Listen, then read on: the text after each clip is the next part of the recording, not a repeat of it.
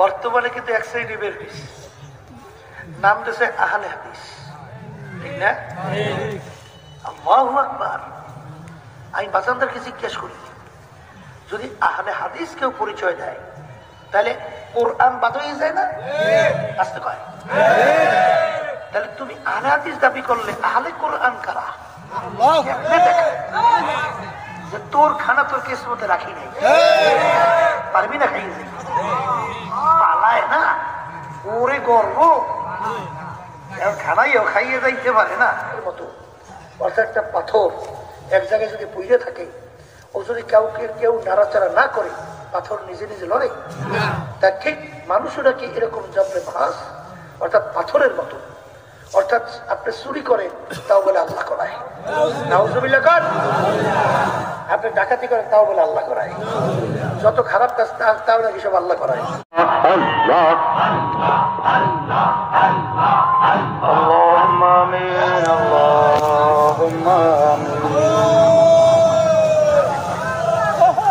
अगर जानबे माशूक नबाशुल कशाशे qalbe aşık beçare narasad bazaye o mabud go এক ফোঁটা পানি দিয়ে বুনিয়াদমকে বানায়া এই দুনিয়াতে কয়েকদিন ঘুরাইয়া ফিরাইয়া আমার অন্ধকার কবরে নিয়া যাইবে।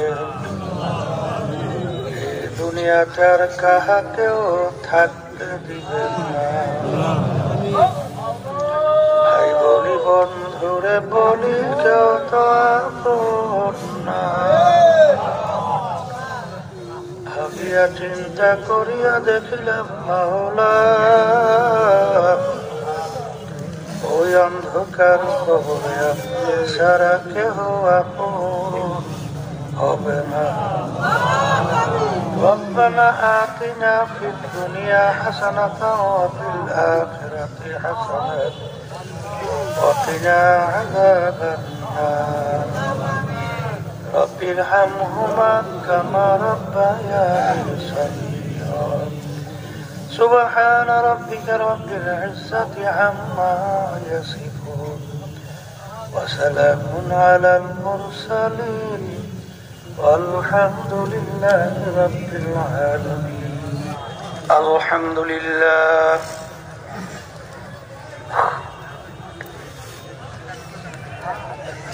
الحمد لله نحمده ونستعينه ونستغفره ونؤمن به ونتوكل عليه ونعوذ بالله من شرور أنفسنا من يهده الله فلا مضل له ومن يضلله فلا هادي له ونشهد أن لا إله إلا الله وحده لا شريك له ونشهد أن محمدا عبده ورسوله. أما بعد فأعوذ بالله من الشيطان الرجيم. بسم الله الرحمن الرحيم. يا أيها الذين آمنوا صلوا عليه وسلموا تسليما. اللهم صل على سيدنا وحبيبنا ومولانا محمد صلى الله عليه وعلى آله وصحبه وبارك وسلم. اللهم صل على سيدنا محمد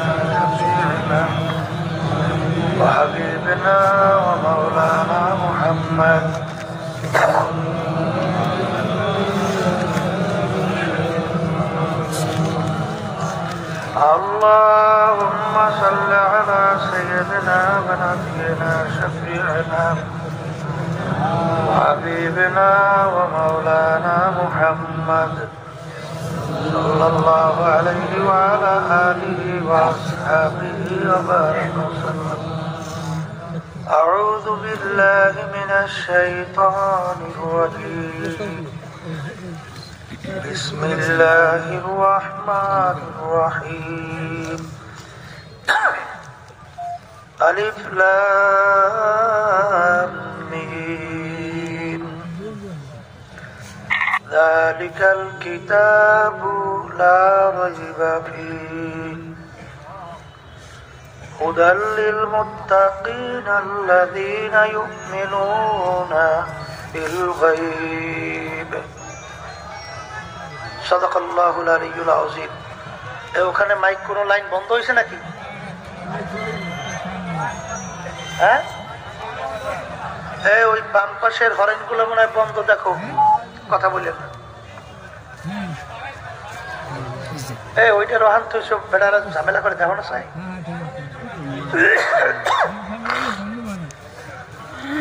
আল্লাহ রাব্বুল আলামিনের দরবারে লাখো কোটি শুকরিয়া আদায় করতেছি।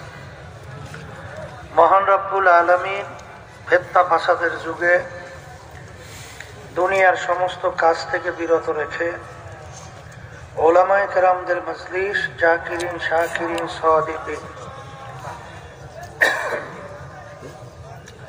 অনেক আল্লাহর খাস বান্দারাই মজলিসের মধ্যে আছে। এই মজলিসটাকে আল্লাহ রাসূল সাল্লাল্লাহু আলাইহি ওয়াসাল্লাম বলছেন বেহেশতের একটা বাগান। আমাদের জীবনের একটা সময় এই দ্বীনি মজলিস এবং বেহেশতের বাগানের ভিতরে কাটাবার সুযোগ আল্লাহ করেছে। শুকরিয়া তার সবাই বলি আলহামদুলিল্লাহ। অনেক লোকের কানে মাহফিলের দাওয়াত পৌঁছার পরে অনেক সুযোগ থাকা সত্ত্বেও মাহফিলে আসে নাই। আবার তালাশ করলে দেখবেন বহু দূর থেকে কষ্ট স্বীকার করে আমার অনেক ভাইরা মাহফিলে পাগলের মতো সুইটে চলে আসছে। মাং জাদ্দা ওয়াজাদা, যে যেই জিনিস পাওয়ার জন্য চেষ্টা করে ওই জিনিসে পাইয়াও যায়।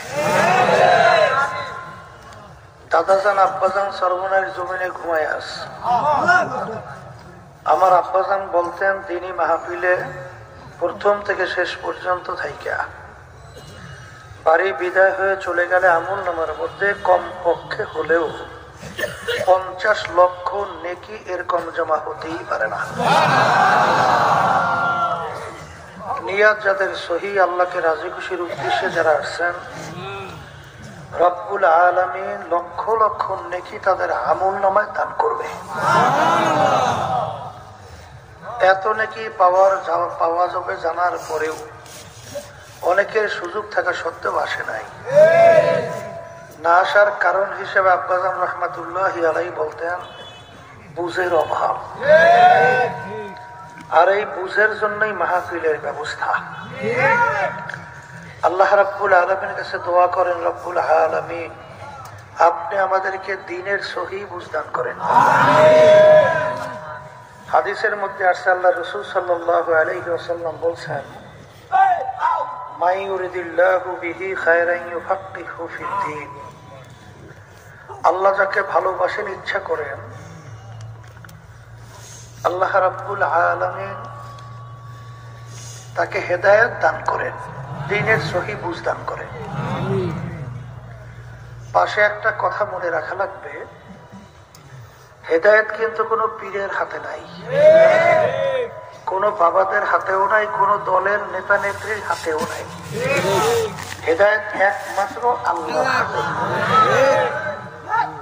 অনেকে মনে করে পীরের কাছে মুরিদ হয়েছি, বাবার দরবার আসা যাওয়া করি, যথেষ্ট। নাউজুবিল্লাহ। পীর তো ভালো কথা, পীরের বাবারও কারো ক্ষমতা নাই যে কাউকে নাজাত করে জান্নাতের ব্যবস্থা করবে। আর সাথে সাথে একটা কথা মনে রাখেন, তিরমিজি শরীফের হাদিসের ভিতরে আসছে, মিশকাত শরীফ হাদিসের মধ্যে আসছে, সহিহ হাদিস।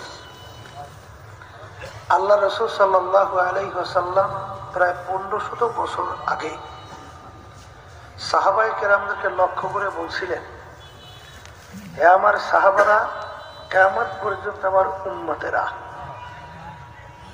আমার আগের নবীর উম্মতদের ভিতরে 72 দল ছিল, আমার উম্মতদের ভিতরে 73টা দল হবে। এখানে আল্লাহ রাসূল সাল্লাল্লাহু আলাইহি ওয়াসাল্লাম বলছেন আমার উম্মতদের মধ্যে। এখানে কিন্তু হিন্দু, খ্রিস্টান, ইহুদি, বৌদ্ধ, অন্য অন্য ধর্ম অবলম্বী এরা কিন্তু এই 73 দলভুক্ত না। যারা আল্লাহ রাসূল সাল্লাল্লাহু আলাইহি ওয়াসাল্লামকে নবী মানে, আল্লাহর উপরে ঈমান আছে, এদের ভিতরে 73 দল হবে। এই 73 দলের ভিতরে 72 দল ধ্বংসপ্রাপ্ত হয়ে জাহান্নামে চলে যাবে। নাউযুবিল্লাহ। কথাটা কিন্তু আমি বলি নাই, আল্লাহ রাসূল সাল্লাল্লাহু আলাইহি ওয়াসাল্লাম বলছেন, আমি শুনাইতেছি। সাহাবায়ে কেরাম প্রশ্ন করছিলেন, হে আল্লাহ রাসূল সাল্লাল্লাহু আলাইহি ওয়াসাল্লাম, আপনার উম্মতদের ভিতরে 73 দল হয়, এর ভিতরে একটা দল শুধু নাজাত পাইয়া জান্নাতে যাবে, বাকি দল ধ্বংসপ্রাপ্ত জাহান্নামে যাবে, কোন দলটা বেহেশতে যায় তার পরিচয়টা কি? তখন আল্লাহ রাসূল সাল্লাল্লাহু আলাইহি ওয়াসাল্লাম পরিষ্কার হাদিসের ভিতরে পরিচয় দিয়েছেন, মা আনা আলাইহি ওয়া আসহাবি, আমি এবং আমার সাহাবারা যেই পথ, যেই মত, যেই নীতি আদর্শ, যেই সূরাত, যেই সিরাত, যেই আকীদার মধ্যে আছি, যারাই কিয়ামত পর্যন্ত এই নিয়মে থাকবে তারাই নাজাত পেয়ে জান্নাতে যাবে। এখন আমার ভাইদেরকে বলো, পর্দারে মা বোনরা যারা শুনতেছেন, যারা বেহেশতে যাইতে চান, জাহান্নাম থেকে বাঁচতে চান, দুনিয়ায় থাকা অবস্থায় আপনার আমল মানে কাজ, আমল মানে কি, এটা মিলে দেখা লাগবে সাহাবায়ে কেরামদের কাজের সঙ্গে মেলে কিনা। যদি সাহাবায়ে কেরামদের কাজের সঙ্গে মেলে, জান্নাতি। শোনেন, সাহাবী কাকে বলে? যারা আল্লাহ রাসূল সাল্লাল্লাহু আলাইহি ওয়াসাল্লামকে স্বচক্ষে দেখছে ঈমান সহকারে, এবং দুনিয়ার থেকে ঈমান সহকারে বিদায় নিয়ে কবরে চলে গেছে, এদেরকে বলা হয় সাহাবায়ে কেরাম। এদের সংখ্যা প্রায় 1.5 থেকে 1.5 লক্ষের কাছাকাছি। কথা ঠিক কিনা? আমার ভাইদেরকে বলবো, পর্দালে মা বোনরা যারা শুনছেন, সাহাবায়ে কেরাম মানুষ না? আসতে পারে, তাদের ভুল ত্রুটি থাকতে পারে না? পারে। আল্লাহ রাব্বুল আলামিন সাহাবায়ে কেরামদের ব্যাপারে খুশি হইয়া আয়াত নাযিল করছে, রাদিয়াল্লাহু আনহুম ওয়া রাদু আন, তারা আমার উপরে রাজি খুশি হয়ে গেছে, আমিও তাদের উপরে রাজি খুশি হয়ে গেছি। তাহলে বোঝা গেল আল্লাহ রাসূল সাল্লাল্লাহু আলাইহি ওয়াসাল্লাম সাহাবায়ে কেরামদেরকে বলছেন, আমার প্রত্যেকটা সাহাবী কান্নুজুম, নক্ষত্রের মতো। তোমরা যে কোনো এক সাহাবীর অনুসরণ, অনুকরণ করবে, ইক্তাদাইতুম, অনুসরণ অনুকরণ করলে তোমরা বেহেশতের রাস্তা পাইয়া জান্নাতে চলে যাবে। এখানে আমার ভাইদেরকে বলো, পর্দায় মা বোনরা যারা শুনতেছেন, বর্তমানে কিন্তু দেখা যায় এক শ্রেণী তারা কিন্তু সুন্নাতের ব্যাপারে কোনো গুরুত্ব দিতে চায় না। সুন্নাতের উপরে গুরুত্ব দেওয়া, এটা কি আপনার আমার হুকুম না আল্লাহ? আল্লাহ রাব্বুল আলামিন কি বলছেন? কুল ইন কুনতুম তুহিব্বুনাল্লাহ ফাত্তাবিউনি ইউহিব্বুকুমুল্লাহ। আল্লাহ রাব্বুল আলামিন তার রাসূলকে বলেন, হে আমার রাসূল, আপনি বলে দেন আপনার উম্মতদেরকে, যারা আমাকে মুহাব্বত করতে চায় তারা যেন আপনার অনুসরণ আপনাকে মুহাব্বত করে। আল্লাহর মুহাব্বত পাওয়ার জন্য আল্লাহ রাসূল সাল্লাল্লাহু আলাইহি ওয়াসাল্লামের মুহাব্বত অনুসরণ ছাড়া আল্লাহর মুহাব্বত পাওয়া যায় যায়। এখন অনেকে কিন্তু আল্লাহর হাবিব সাল্লাল্লাহু আলাইহি ওয়াসাল্লামের মুহাব্বতে বুকে থাপড়াথাপড়ি করে। অনেকে আল্লাহ রাসূল সাল্লাল্লাহু আলাইহি ওয়াসাল্লামের নাম শুনলে চুমো দেয়।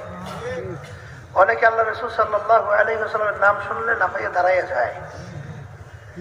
মুহাব্বতের বহিঃপ্রকাশ, কথা ঠিক না বেঠিক? আসলে কি এটা মুহাব্বতের পরিচয়? আল্লাহ রাসূল সাল্লাল্লাহু আলাইহি ওয়াসাল্লাম বলেন, আমাকে মুহাব্বত করার জন্য তোমার কি লাগবে? আল্লাহ রাসূল বলেন, মান আহাব্বা সুন্নতি ফাকাদ আহাব্বানি। যে নাকি আমার সুন্নাতকে মুহাব্বত করবে, যে নাকি আমার সুন্নাতের অনুসরণ করবে, গোয়াকে তারাই আমার মুহাব্বত করার বহিঃপ্রকাশ ঘটাইল। কথা ঠিক না বেঠিক? তা আল্লাহ রাসূল সাল্লাল্লাহু আলাইহি ওয়াসাল্লামের মুহাব্বত পাইতে হলে কি করা লাগবে? আল্লাহ রাসূলের সুন্নাত অনুযায়ী চলা লাগবে, তার অনুসরণ করা লাগবে। কথা ঠিক কিনা? অনেকে মুহাব্বতের কারণে, যেমন আমাদের এই তরিকার মুরব্বী হাজী ইমদাদুল্লাহ মুহাজির মক্কি রাহমাতুল্লাহি আলাইহি, শোনেন নাই না? তার কাছে মুরিদ হয়েছিল আমাদের এই তরিকার মুরব্বী রশিদ আম্মা কামী রাহমাতুল্লাহি আলাইহি, হাকিমুল উম্মাত আশরাফ আলী থানভী রাহমাতুল্লাহি আলাইহি। যখন নাকি দুরূদ শরীফ পড়তেন তখন ইমদাদুল্লাহ সাহেব রহমাতুল্লাহ হাজী সাহেব হুজুর দাঁড়াইতেন, কিন্তু ওই মজলিসের মধ্যেই আমাদের তরিকার মুরব্বী রশিদ আহমদ গাঙ্গী রহমাতুল্লাহি আলাইহি, হাকিমুল আশরাফ আলী থানভী রহমাতুল্লাহি আলাইহি, তারা বসা থাকতো, তারা দাঁড়াইতো না। হাজী ইমদাদুল্লাহ মুহাজির মক্কি রহমাতুল্লাহি আলাইহি বলতেছিলেন যে, তোমরা যে অবস্থায় আছো ঠিকই আছো, আমি যে অবস্থায় আছি আমার দিক থেকে ঠিকই আছি, কিন্তু অনেকে কিন্তু এই বিষয়টাকে এত গুরুত্ব দেয়, মনে হয় যেন ফরজের পর্যায়ে পৌঁছে দেয়। অনেকে মনে হয় ওয়াজিবের পর্যায়ে পৌঁছে দেয়। অনেকে এরকম মন করতে চায় যে এটা না করলে পরে মুসলমানই থাকে না। শোনেন, ফরজকে ফরজের জায়গায় রাখা, ওয়াজিবকে ওয়াজিবের জায়গায় রাখা, সুন্নাতকে সুন্নাতের জায়গায় রাখা, হারামকে হারামের জায়গা, মাকরুহ তাহরিমকে মাকরুহ তাহরিমের জায়গায়, মাকরুহ তানজিহকে মাকরুহ তানজিহর জায়গায়। কেউ যদি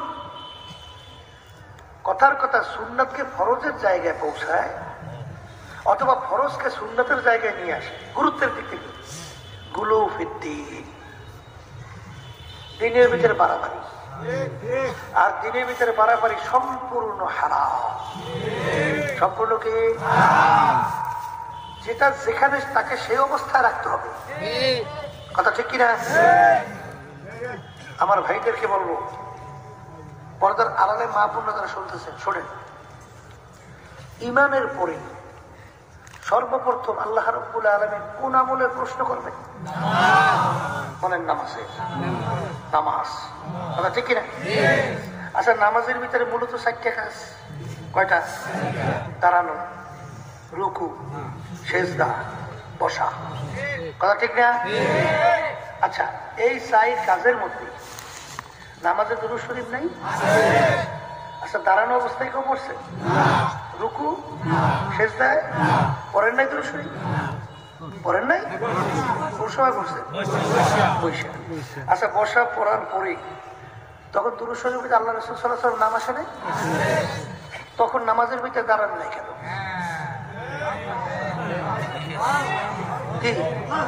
তখন যদি কেউ দাঁড় হয় নামাজ থাকবে? হ্যাঁ, আল্লাহর বান্দারা, এটা শরীয়তের ভিতরে ফরজ, ওয়াজিব, সুন্নাত কিছুই না। এটা একটা মহব্বতের কারণে হয়তো বা কেউ দাঁড় করছে, কিন্তু এটাকে শরীয়তের ভিতরে কোনো গুরুত্ব বলা যাবে না। যদি এটা করতেই হয় এরকম যদি কেউ মনে করে গুলুফিদ্দিন, কথা ঠিক না বেঠিক? আমার ভাইদেরকে বলো, পর্দা আলে মাহমুদদেরকে বলবো, শোনেন, আওয়ামী লীগ যারা কট্টর করে অনেক সময় দেখবেন ওই নেতার রঙে রঙিন হয়, কি হয় না? যে যাকে বেশি মহব্বত করে বন্ধুর রঙের জামার রংটা বানাইতে তার কাছে ভালো লাগে। আল্লাহ রাসূল সাল্লাল্লাহু আলাইহি ওয়াসাল্লামকে আমি মহব্বত করি, কদিকে মহব্বতে সুন্নাতে ভুল করি, বুকে থাপড়াই তো ভুল করি, কিন্তু আল্লাহ রাসূল সাল্লাল্লাহু আলাইহি ওয়াসাল্লামের সুন্নাহ এটা মানি না। এটা মহব্বত, এটা মহব্বত, এটা একটা ধোঁকাবাজি, কথা ঠিক কিনা? এই জন্য বাজারদেরকে বলবো, পর্দা আলেম মাহমুদরা যারা শুনতেছেন, তাহলে আল্লাহ পর্যন্ত পৌঁছতে হইলে, আল্লাহর মহব্বত পাইতে হইলে কার অনুকরণ অনুসরণ করা লাগে? হ্যাঁ, আল্লাহর হাবিবের অনুসরণ করা লাগে, কথা ঠিক না? ঠিক। এক শ্রেণী কিন্তু বর্তমানে বের হয়েছে, তারা কিন্তু বলে মেয়েদের পোশাকাতির ব্যাপারে কোনো রেস্ট্রিকশন নাই। এটা নাউজুবিল্লাহ। এই কথাটা যদি কেউ বলে আর এইটা কেউ শোনে, কোরআনুল কারীমের বিরুদ্ধে না? আসতে পারে আরে কোরআনুল কারীমের বিরুদ্ধে না? আল্লাহ রাব্বুল আলামিন পোশাকের ব্যাপারে কিছু বলেন নাই? আল্লাহ রাব্বুল আলামিন কি বলে? লিবাসুত তাকওয়া যালিকা খায়র, পরহেজগারি লেবাস তোমাদের জন্য উত্তম। আমি বলছি না, আল্লাহ বলছি? হ্যাঁ, আল্লাহর বান্দারা, ওই একটা কথা আছে, একটা লোক ওর শখ জাগছে, এটা হাতের ভিতরে বাঘ অঙ্কন করবে। বাঘ কি অঙ্কন করবে? এখন যারা বাঘ অঙ্কন করে তাদের কাছে যাইয়ে বলে, ভাই আমার হাতের ভিতরে বাঘ অঙ্কন করিয়ে দাও। এখন বাঘ অঙ্কন করতে হলে তো ফোটা ফোটা দেওয়া লাগে না? এখন ফোটা ফোটা দেওয়া শুরু হচ্ছে, একটু ব্যথা তো পায়। বলে, ভাই থামো তো, কি করতেছো? বলে, বাঘের মাথা আঁকতেছি। বলে, ভাই বাঘটা থাকবে হাতের মধ্যে, মাথা না থাকলে হবে কি? আর একটা আঁকো। পেট অঙ্কন করা শুরু করছে, পেট, আবারও তো ব্যথা পায়। ভাই থামো তো, কি করো? বলে, পেট আঁকি। বলে, বাঘটা থাকবে হাতের মধ্যে, ও তো আর খাইবে লইবে না, তাই পেটটা থাকলে হইবে কি? আর একটা আঁকো। যেইটা ধরে সেইটাই সিলেই হবে। তাই এখন মাথাও নাই, পেটও নাই, লেজও নাই, পাও নাই, এক কথায় বাঘের যা কিছু নাই। এমনকি বাঘ আইকে দাও। অঙ্কনকারী বলতেছে, ভাই যেই বাঘের মাথা নাই, পেট নাই, লেজ নাই, পাও নাই, এই বাঘ আমি তো ভালো কথা, আমার বাপের 14 গোষ্ঠীও দেখে নাই, 14 গোষ্ঠীও দেখে নাই, ওই বাঘ আমি আঁকবো কি জানি? ও আমার বাপেও দেখে নাই। তাই বর্তমানে এক শ্রেণীর লেবাসের মধ্যে ইসলাম নাই, 3.5 হাত বডির মধ্যে ইসলাম নাই। এই ইসলাম কোন জায়গায় ঠেকছে? কোন জায়গায় ঠেকছে ইসলামটা? এই ইসলাম আমি তো ভালো কথা, আপনারা তো ভালো কথা, আপনার বাপের কাছে শুনছেন, 14 গোষ্ঠীর কাছে শুনছেন? এই 14 গোষ্ঠী সাহাবায়ে কেরামের ইতিহাস কোথাও এই ইসলাম দেখি নেই। জোরে বলেন, কথা ঠিক না? আমার বাচ্চাদেরকে বলবো, ভালো করে বসতে হবে, তারপর কবরে যাওয়া লাগবে। কবরে কিন্তু কোনো পরিচয় নাই। যদি কেউ যাই কবরে পরিচয় দেয়, আমি সর্বনাই মরি। এই চলবে পরিচয়? কেউ যদি বলে আমি ছাড়ছি না, আমি ফুরফুরা, জৈনপুর, রাজারবাগ, দেওয়ানবাগ, আটরশি, চন্দ্রপাড়া, আসবেন না? তাহলে আমি আওয়ামী লীগ, বিএনপি, জাতীয় পার্টি, অমুক বংশ, সমুক বংশ, এক কোন পরিচয় কবরের নাই। কবরে কিন্তু প্রশ্ন তিনটা, পীরের জন্য তিনটা, মুরিদের জন্য সবার জন্য তিনটা। প্রথম নম্বর প্রশ্ন মান রব্বুকা, দ্বিতীয় নম্বর প্রশ্ন আমার, 3 নম্বর প্রশ্ন আমার নাবী।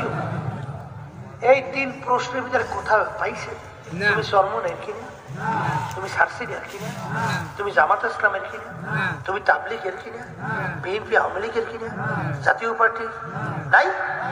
তাই যদি নাই থাকে আমি আমার বাজানদেরকে বলবো, পর্দা আলে মা বোনরা শুনতেছেন, ঠিকঠাক হইয়া বুঝে শুই না তারপর কবরে দিতে হবে। কি কথা ঠিক না ভাই? ঠিক। আমার বাজানদেরকে বলবো, আল্লাহর হাবিব বলেন মান আলাইহি ওয়া আসহাবি, আমিও আমার সাহাবারা যেই নীতি আদর্শ সূরা সিরাত তাকিয়ে আছে, যারাই কিয়ামত পর্যন্ত থাকবে তারাই জান্নাতি। সাহাবায়ে কেরাম কারা? সরাসরি আল্লাহ রাসূল সাল্লাল্লাহু আলাইহি ওয়াসাল্লাম তাদেরকে শিখাইছে। আল্লাহ রাসূল সাল্লাল্লাহু আলাইহি ওয়াসাল্লাম বলছেন বুইস্তু মুআল্লিমা, আল্লাহ আমাকে উস্তাদ হিসেবে পাঠাইছে। তারা সরাসরি ছাত্র ছিল সাহাবায়ে কেরাম। কথা ঠিক না? সাহাবায়ে কেরাম যাদেরকে শিখাইছে তাদেরকে বলা হয় তাবিঈন। কথা ঠিক না? ঠিক। আমাদের ইমামুল আযম আবু হানিফা রাহমাতুল্লাহি আলাইহি তিনি কিন্তু তাবি ছিলেন, তিনি সাহাবায়ে কেরামদের দেখছেন। কথা ঠিক না? ঠিক। বর্তমানে কিন্তু এক শ্রেণী বের হয়েছে, নাম দিয়েছে আহলে হাদিস। ঠিক না? আল্লাহু আকবার। আমি বাচ্চাদেরকে জিজ্ঞেস করি, যদি আহলে হাদিস কেউ পরিচয় দেয় তাহলে কোরআন বাদ হয়ে যায় না? আসতে কয়। তাহলে তুমি আহলে হাদিস দাবি করলে আহলে কোরআন কারা? কথা কয় না? বর্তমানে একদল বেরোইছু, তারা বলে আমরা আহলে কোরআন। এই বাইরেছে কিন্তু আহলে হাদিস দাবি করে। যদি তাদেরকে জিজ্ঞেস করেন, ভাই তোমার কত হাদিস মুখস্থ আছে, সনদ সহ একটা হাদিস বলতে পারবে? পারবে? আচ্ছা, তাহলে তুমি যে আমলগুলো করো এটা যে কোনো একজনের থেকে শেখছো না? আসতে পারে শেখছো? তাহলে যার থেকে শেখছো তাকে তুমি ইমাম মানো নাই? আসতে করে দেখি, তাকে ইমাম মানো নাই? মানা হয় না, কারণ তুমি তো জানো না, তুমি তো একজন থেকে শেখছো, তাকে তোমার ইমাম মানা হয়। বলে কথা ঠিক না? ঠিক। এরা বিশেষ করে কয়েকটা বিষয় নিয়ে ঝামেলা করে, বুকের হাত পাতা দিয়া আর আমি জোরে বলে দিয়া। কি কথা ঠিক? আমি বাজারদেরকে জিজ্ঞেস করি, শুনেন, বুকের উপরে হাত পাতার হাদিস এটাও সহিহ, এটা কি? আবার নাভির নিচে হাত পাতার হাদিস তাও কিন্তু সহিহ। কথা ঠিক না? আচ্ছা, এখন আপনি বুকের উপরে হাত পাতলে তার নাভির নিচে যে হাদিস সহিহ সেইটার আমল করবে কে? এখন এই 2 হাদিসের ভিতরে তাকবীর দিতে হইলে, সামঞ্জস্যতা তৈরি করতে হইলে ইমাম লাগবে না? আর ইমাম হইতে হবে কেমন জানেন? এখন যে নাকি এই সমাধান দেশে তার 5 খান হাদিসে সনদ সহ মুখস্থ নাই, জানা নাই। আর আমাদের ইমামুল আযম আবু হানিফা রাহমাতুল্লাহি আলাইহি তার 6 থেকে 7 লক্ষর মতো হাদিস তার শুধু মুখস্থই ছিল। এখন এই 2 হাদিসের ভিতরে তাকবীর কিভাবে দেবেন? শোনেন, মহিলাদের সতর বুক না আসতে কয়, আর পুরুষদের সতর তো নাভির নিচ, ঠিক না? তাহলে এই 2 হাদিসের আমল কিভাবে করবে? কলে মহিলারা নামাজের ভিতরে হাত বাঁধবে বুকের উপরে, আর পুরুষরা হাত বাঁধবে নামাজের ভিতরে নাভির নিচে। কি দোনো হাদিসের আমল হয় কি হয় না? আর যদি আপনি এইভাবে সমাধান না দেন তাহলে আপনার নামাজের ভিতরে না হয়েছেন। দোনো হাদিস সহিহ, দোনো হাদিস। এখন দোনো হাদিসে আমল কেমনে করবেন? তা নামাজের ভিতরে একবার হাত আসতে কয় নাই, কি পারবেন? নামাজ থাকে তাহলে বোঝা গেল এই সমাজের জন্য কি লাগবে? আসতে কি লাগবে? ইমাম লাগবে। আর শোনেন, আমাদের ইমামুল আযম আবু হানিফা রাহমাতুল্লাহ তিনি তাবী ছিলেন, সাহাবায়ে কেরামকে দেখছেন, তা সাহাবায়ে কেরামরা কিভাবে আমল করছেন এটা তিনি সরাসরি দেখছেন। আর সাহাবায়ে কেরামদের আমল শিখাইছে কি? আসতে কর আল্লাহ হাবিব মুহাম্মদ রাসূলুল্লাহ। কথা ঠিক না বেঠিক? এই জন্য আমার ভাইদেরকে বলবো, যারা আহলে হাদিস দাবি করে এরা বলে হাদিসের অনুসারী, ঠিক কিনা? আচ্ছা, হাদিস কি শুধু বুখারী শরীফ? আসতে কর সেই আসারটা হলেন না? মুসলিম শরীফ আছে, তিরমিজি শরীফ আছে, এই আবু দাউদ শরীফ আছে, না আছে না নাই? আছে। তাদের তুই এক সময় ছোটি একটা বই দেখবে পকেটের মধ্যে, তা বুখারী শরীফ কি ছোটি বই? ওইটা বাড়ি করে করে এই দেখেন এই দেখেন এই দেখেন কি কয় কি কয় না? ওরে সর্বনাশ, হাদিসের বিসরণ, ঠিক না? আসলে তো আহলে হাদিস না, আসলে আহারে হাদিস। আহারে হায় হায় হায় হাদিস, কথা বলছেন না? বলছি এই জন্য আমার বাজারদেরকে বলবো, খবরদার, খুব সতর্ক, খুব সতর্ক। তারপর পথ সামনে পা বাড়াতে হবে। কারণ অনেকে আবার এই সুযোগ পাইয়া বলে ঠিকই আছে, হুজুর হুজুরের মধ্যেই বাঁচছে, আমরা শিখু কায়দা তার কাছেই নাই, খুব কায়দায় আছে, ঠিক না? শোনেন, এই বাংলাদেশের মধ্যে কুমিল্লা ক্যান্টনমেন্ট মসজিদের ভিতরে ইমাম 30 বছর ইমামতি করছে। কত বছর? 30 বছর ইমামতি করছে। অনেক জানুন না পান্ডিত না? 30 বছর পর ধরা পড়ছে লোকটা ভারতের একটা রয়্যাল এজেন্ট, হিন্দু। এই বাংলাদেশ এটা বুঝতে হবে। আমাদের বাংলাদেশের এক লোক গেছিল লন্ডন বন্ধুর কাছে বেড়ানোর জন্য। লন্ডনের বন্ধু বলতেছিল, বন্ধু চলো এটা ঘুরে আসি। তাই 2 বন্ধু মিলে চলে গেছে গভীর জঙ্গল, কোনো মানুষ নাই, চোখ নাই। যাওয়ার পরে যাই দেখে সে বিরাট এক মাদ্রাসা, আলেম ওলামা তোলাবার অভাব নাই। তারা ওখানে যখন আসর রাখতে নামাজ পড়ছে। নামাজ পড়ে যখন আসতেছে, লন্ডনের বন্ধু বলতেছে, বন্ধু আমরা যে নামাজটা পড়ছি, নামাজটা আবার দ্বিতীয়বার পড়া লাগবে। কেন? করে যাদের পিছনে নামাজ পড়ছি সব খ্রিস্টান। বলে দেখতে তো মনে হয় সব হাঁটি না এবার রসুল হক্কানি আলেম আল্লাহর ওলি, এরা খ্রিস্টান হয় কেন? বলে খ্রিস্টানদের এই মিশন চালু করছে মেধাবী মেধাবী ছেলেদেরকে বাইসা বাইসা ওদেরকে কোরআন এবং হাদিস শিখাইয়া সূক্ষ্ম সূক্ষ্ম পয়েন্ট যেগুলো সাধারণ মানুষ বুঝবে না, এদেরকে ডিভাইডেড তৈরি করার জন্য, মুসলমানদের শক্তি ধ্বংস করার জন্য এই প্রক্রিয়া তারা চালু করছে। এইটা শিখাইয়া মেধাবী মেধাবী তীক্ষ্ণতা সম্পন্ন তাম দুনিয়া এদেরকে ছাড়িয়ে দিচ্ছে মুসলমানদের ডিভাইডেড তৈরি করার জন্য। কথা ঠিক না? বর্তমানে দেখবেন এক শ্রেণী বের হয়েছে, এর ভিতরে আমাদের জাতীয় আলেমরাও আছে, আবার কিছু আমাদের পীররাও আছে। এরা আবার বলতেছে আমরা রাজনীতি করি না। দেখেন কায়দাটা কি, কায়দাটা দেখেন, রাজনীতি করেন না তাহলে আপনারা রাষ্ট্র পরিচালনা করার দায়িত্ব নেবেন না, তা আজীবন আপনারা গোলাম থাকবেন? আজীবন গোলাম? হ্যাঁ, আল্লাহ রাসূল সাল্লাল্লাহু আলাইহি ওয়াসাল্লাম রাষ্ট্রপ্রধান ছিলেন না? তিনি রাজনীতি করে নাই? সাহাবায়ে কেরাম রাষ্ট্রপ্রধান ছিলেন না? তার রাজনীতি করে নাই? যারা বলে আমরা করি না, এ কোন কথা, কিসের থেকে বলতেছে? তাহলে আপনি আয়াত শরীফ বাস্তবায়ন করবেন কেমনে? আল্লাহ রাব্বুল আলামিন বলেন কুল ইন কুনতুম ফামান লাম ইয়াহকুম বিমা আনজালাল্লাহ ফাউলাইকা হুমুল কাফিরুন ফাউলাইকা হুমুজ জালিমুন ফাউলাইকা হুমুল ফাসিকুন। যারা আমার নীতি আদর্শ অনুযায়ী রাষ্ট্র পরিচালনা করবে না, ওরা কাফের, ওরা জালেম, ওরা ফাসিক। রাষ্ট্র পরিচালনা করবে না, এখানে কি আল্লাহ রাষ্ট্রের কথা কয় নাই?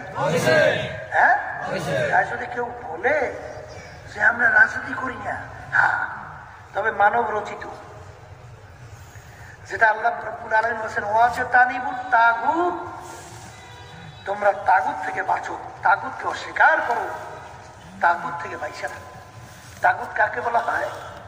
এই মানব রচিত কুফুরি তন্ত্র মন্ত্র, তাগুতের ভিতরে একটা বড় তাগুত। এই বর্তমানে বিএনপি যে আদর্শ লালন করে, আদর্শটা কি? প্রচলিত গণতন্ত্র। প্রচলিত, এর প্রবক্তাকে প্রাক্তন প্রেসিডেন্ট আব্রাহাম লিঙ্কন, আমেরিকা। তিনি এই প্রচলিত গণতন্ত্রের থিওরি দিছিল, government of the people, by the people, for the people. এক কথায় বুঝাতে চায় সমস্ত ক্ষমতার মালিক জনগণ। আচ্ছা বলেন তো, এই কথা যদি কেউ যাই না, শুই না, বিশ্বাস করে, এখন আপনি কি বলেন? মাসালা কি দেবেন? হ্যাঁ, কি?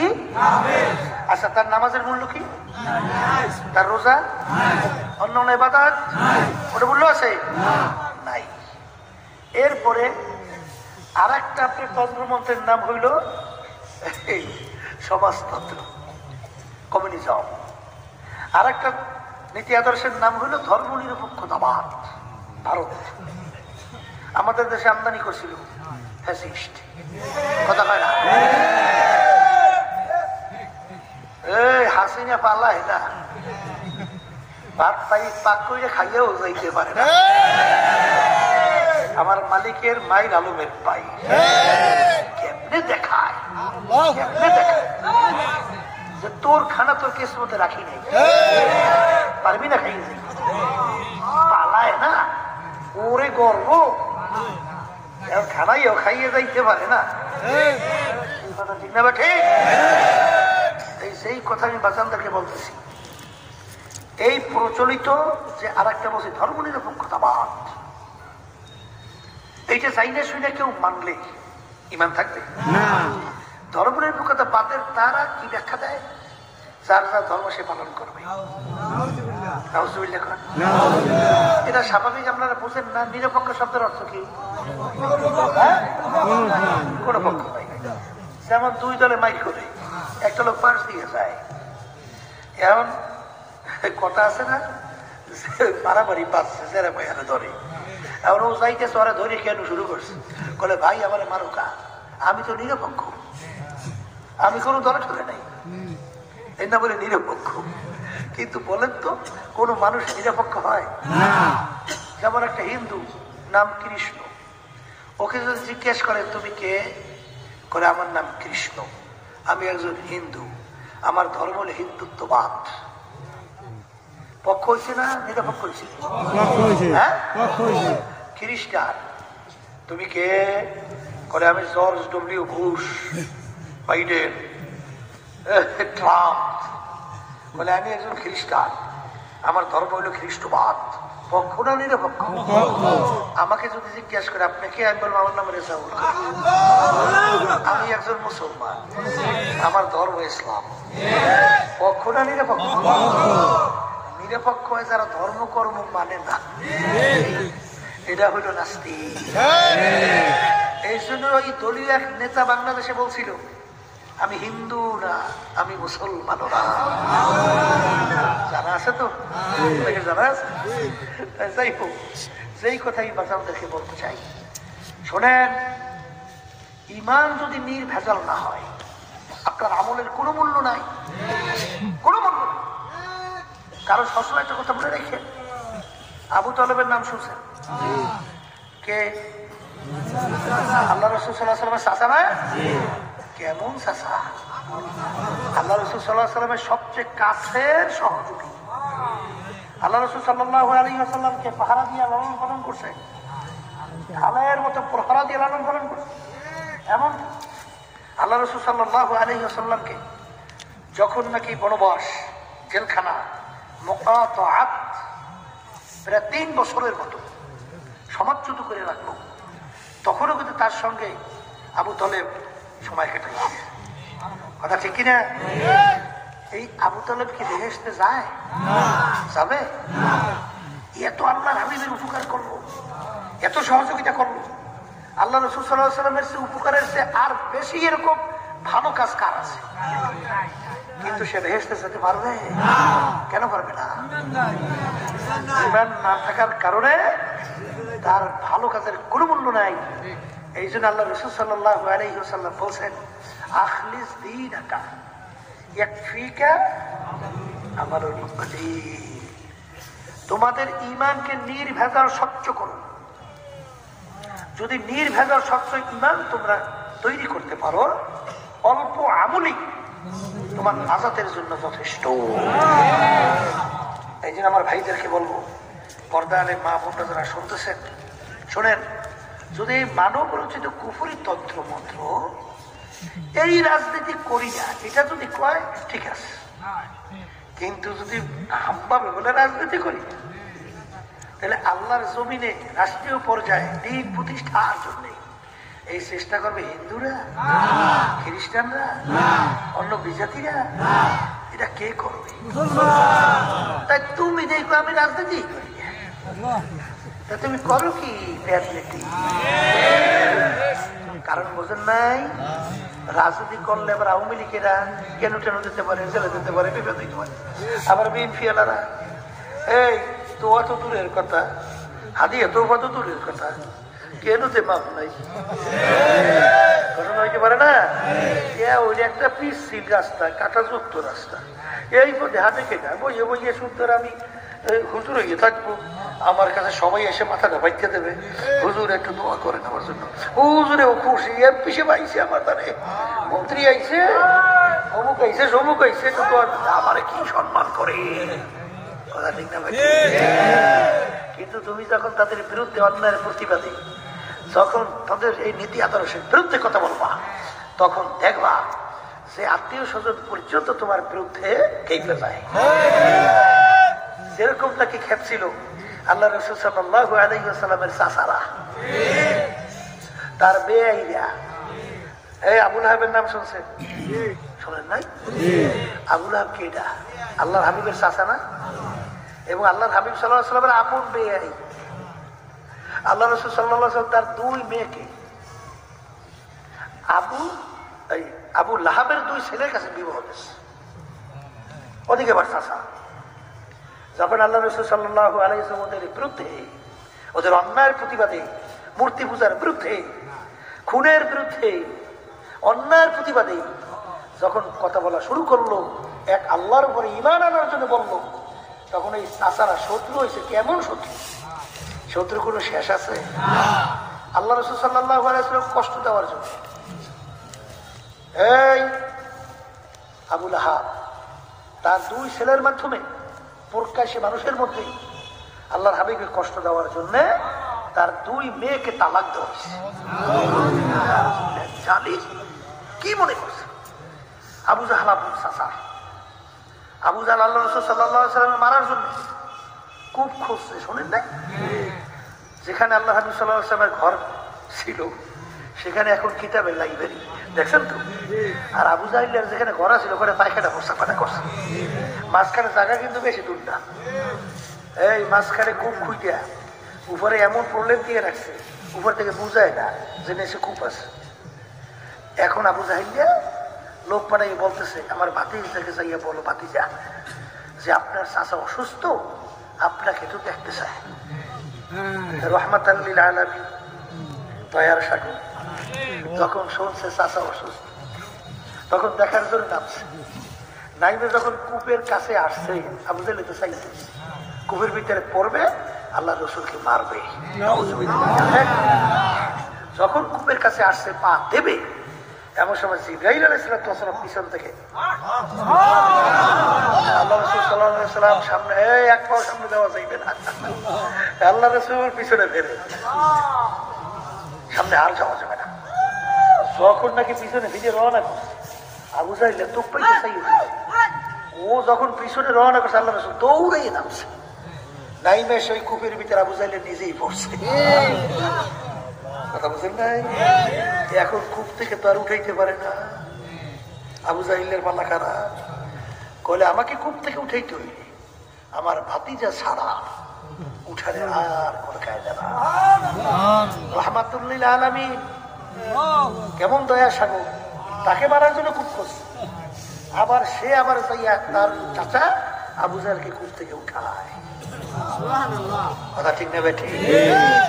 এই জন্য আমার ভাইদেরকে বলবো যে বলছিলাম যখন অন্যায়ের প্রতিবাদ, এক আল্লাহর উপরে ঈমান আনার দাওয়াত, তখন চাচারা পর্যন্ত আত্মীয় স্বজন সব ক্ষিপ্ত হয়ে গেছে, সব উল্টো হয়ে গেছে। এরকম ভাবে যে আপনি যখন নাকি ওদের অন্যায় প্রতিবাদ করবেন, অন্যায়ের বিরুদ্ধে কথা বলবেন, তখন দেখবেন আত্মীয় স্বজনের বিরুদ্ধে হয়ে যায়। কি হয় কি হয় না? এটা কি একটা সহজ পথ না কঠিন পথ? আসতে কয় এক শ্রেণী বর্তমানে বাইরে হেরা যখনই নাকি বেশি সরকার হয় হ্যাগো লাগে বলে এই সরকারে মেলে বলে এই বেটাই তোর কোনো নীতি আদর্শ চাই, এই তুই এরকম কর কাজ, এই বেটা আমার নীতি ঠিকই আছে। বলে হ্যাঁ কি? বলে সরকার পরিবর্তন হয়, আমার তো নীতি হলো সরকারের লাগে থাকা, আমার নীতি তো ঠিকই আছে, এটা পরিবর্তন হয়েছে সরকার, তা আমার কি কথা ঠিক না? এরকম একদল আছে না? আছে না নাই? সলমানায় মুজাহিদের কথা অনেক শোনা যায়, আল্লাহ মাফ করুন, সরকার দিনের পুষ্পার করে এখনো আল্লাহ মাফ করুক শুনছি কিছু টাকার জন্য বুদ্ধি বাড়ি করে আমাকে তো প্রার্থী নাই, টাকা মাখা দিয়া অনেকটুকু কায়দা করা যায় কিনা, হইলে দিনের নামে শয়তানের লেবাস করছে। এদেরকে চিহ্নিত করতে হবে। কারণ কি? আমিনু কামা আমানান নাস, ঈমান আনতে হবে। ঈমানের ধরনটা কেমন হবে? সাহাবায়ে কেরামদের ঈমান যেভাবে ছিল, সাহাবায়ে কেরামদের ঈমান আল্লাহ রাসূল সাল্লাল্লাহু আলাইহি ওয়াসাল্লাম যখন অন্যায়ের বিরুদ্ধে মুতাবুজের বিরুদ্ধে যখন বলা শুরু করল, এক আল্লাহর উপরে ঈমান আনার কথা যখন দাওয়াত দেওয়া শুরু করল, কাফেররা একত্রিত হইয়া আল্লাহ নবী সাল্লাল্লাহু আলাইহি ওয়াসাল্লামের জন্য 3টা প্রস্তাব নিয়ে গেছে না? কয়টা? 3টা। পুরস্কার 3। 1 নম্বর প্রস্তাব, ভালো করে বোঝো, খবর তো যাবাই, হে মুহাম্মদ সাল্লাল্লাহু আলাইহি ওয়াসাল্লাম, তুমি এক আল্লাহর উপরে ঈমান আনার দাওয়াত দাও, এটা আমাদের জন্য কোনো সমস্যা নাই, কিন্তু আমাদের কার্যক্রমের বিরুদ্ধে তুমি কিছু বলবা না। এতটুকু যদি তুমি করতে পারো, আমরা প্রস্তাব নিয়ে আসছি, তোমাকে আমরা আরবের রাজা বানাইয়া দেব। আরবের রাজা। আর বর্তমানে এলাকার একটা মেম্বার চেয়ারম্যান হওয়ার জন্য কয়বার ঈমান বিক্রি করে আমার মালিকই ভালো জানে। কপাল পোড়া, 1500 টাকা 5000 টাকার বিনিময় তোর ঈমানটা বিক্রি করলি। একটা ইলিশ মাছের দাম 5000 টাকা হতো হয়েছে, বাংলাদেশ হয় নাই? তোর দাম ঈমানের একটা ছাগলের দামও নাই, একটা ছাগলের দামও তোর ঈমানের নাই।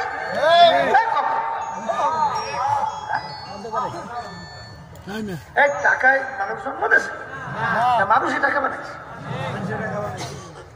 আল্লাহ মাফ করো, একটু গু দেখছে এর ভিতরে, সেটা কি চুটকে পড়ছে?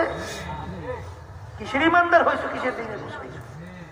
আল্লাহ মাফ করুক আমার সবাইকে, আমাকে আল্লাহ সবাইকে মাফ করুক। 2 নম্বর প্রস্তাব, মুহাম্মদ যদি তুমি এই কথা মানতে পারো, তোমাকে আমরা আরবের সবচেয়ে বড় ধনী বানাইয়া দেব। 3 নম্বর প্রস্তাব, যদি এই কথা মানো, আরবের সবচেয়ে সুন্দরী মেয়েটা তোমার জন্য বিবাহের ব্যবস্থা করব।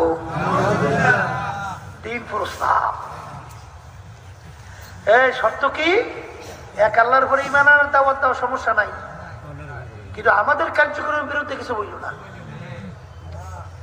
আল্লাহ রাসূল সাল্লাল্লাহু আলাইহি ওয়াসাল্লাম কি উত্তর দেয়?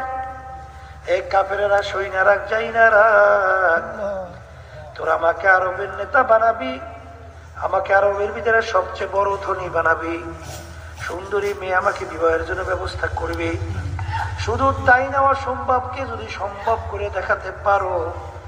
অসম্ভব কি সম্ভব কি?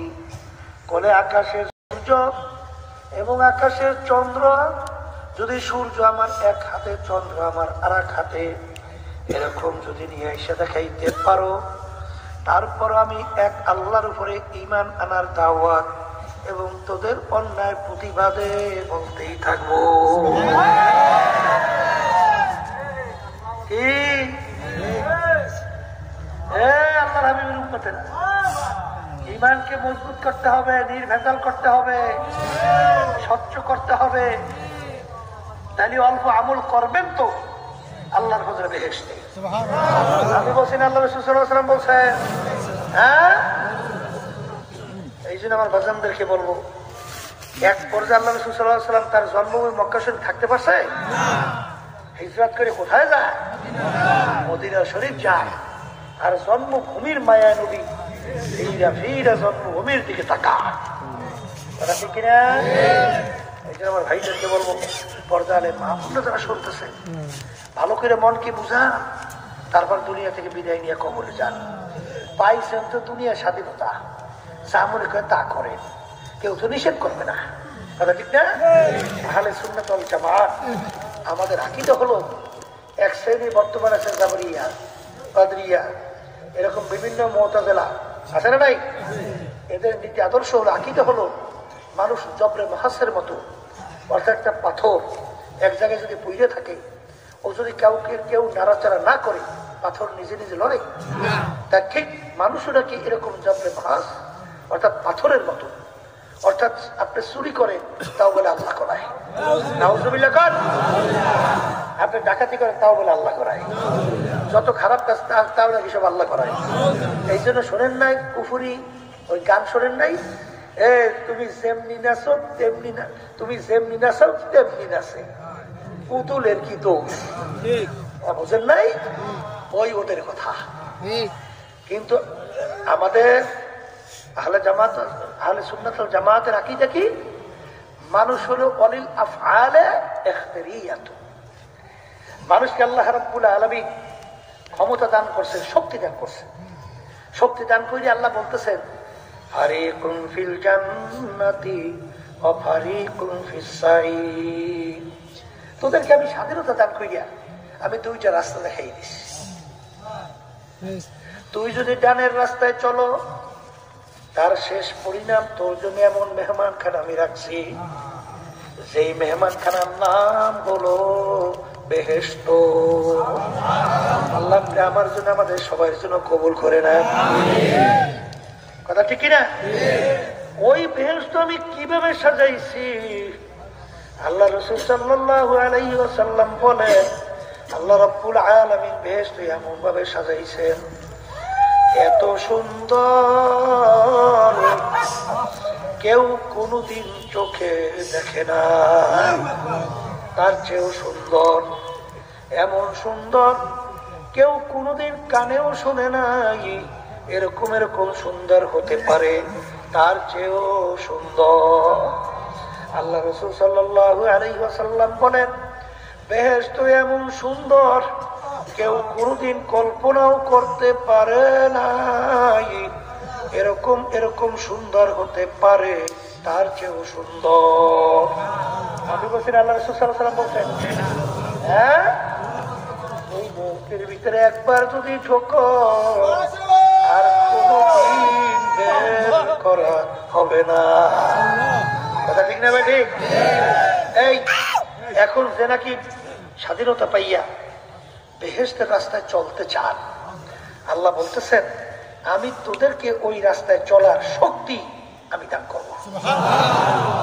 আলহামদুলিল্লাহ। আর যদি স্বাধীনতা পাইয়া তোরা যদি কেউ বামের রাস্তা, জাহান্নামের রাস্তায় চলতে চাও, সেই রাস্তায় চলারও শক্তি আমি তোদেরকে দান করব। কারণ স্বাধীনতা, পরীক্ষার হলে স্বাধীনতা যদি না থাকে তাহলে পরীক্ষা হয়? তাহলে আল্লাহ বলছেন, তোদেরকে আমি দুনিয়াতে পাঠাইছি পরীক্ষার হলে, পরীক্ষা নেওয়ার জন্য, লিয়াবলুয়াকুম আইয়ুকুম আহসানু আমালা। কথা ঠিক না ভাই? ঠিক। তাহলে এখন তোরা বামের রাস্তায় যদি চলতেছে আমি কিছু করবো না। ফেরাও মাওলার সঙ্গে চ্যালেঞ্জ করে নেই, খোদাই দাবি করে নেই, বনে এসে ছেলের সন্তানগুলো ধরে ধরে জবাই করে নেই। এই দুনিয়া কেউ কারো বলার কোনো শক্তি ছিল? কিন্তু ফেরাউনকে স্বাধীনতার মধ্যে আল্লাহ কিছু কইছে? আসতে কয় বলছে সাত্তাত মাওলার সঙ্গে চ্যালেঞ্জ করে দুনিয়ায় ওর বেহেশত বানায় নাই? আল্লাহর স্বাধীনতায় কিছু বলছে? নমরুদ এই তার খলিল ইব্রাহিমকে আগুনে ফেলায় নাই? এই স্বাধীনতা কিছু বলছে? আল্লাহ হাবিব সাল্লাল্লাহু আলাইহি সাল্লাম তার শরীর মোবারক মাথা মোবারকের উপরে এমন ভাবে আঘাত করছে, হেলমেট ভাইয়া আল্লাহর হাবিবের মাথা মোবারকের মধ্যে ঠুইকা করছে। স্বাধীনতার মধ্যে আল্লাহ কিছু কইছে? হ্যাঁ, শরীর মোবারক থেকে রক্ত বের হইয়া জুতা মোবারক আইকে পর্যন্ত গেছে। এই এক পর্যায়ে আল্লাহ সাল্লাল্লাহু আলাইহি ওয়াসাল্লাম উহুদের ময়দান, তারাই থাকতে পারে না, শক্তি নাই, ঠাস করে জমিনে পড়ে গেছে। শয়তান ঘোষণা করাই দেয় কতিলা মুহাম্মদ সাল্লাল্লাহু আলাইহি ওয়াসাল্লাম। মুসলমান পাগলের মতো ছুটাছুটি করতেছে, নবী দুনিয়াতে নাই। ওই অবস্থায় মুসলমানরা আল্লাহ রাসূল সাল্লাল্লাহু আলাইহি ওয়াসাল্লামকে ধরিয়া উস্কাইয়া সেই মদিনা শরীফ উহুদের পাশে সেই পাহাড়ের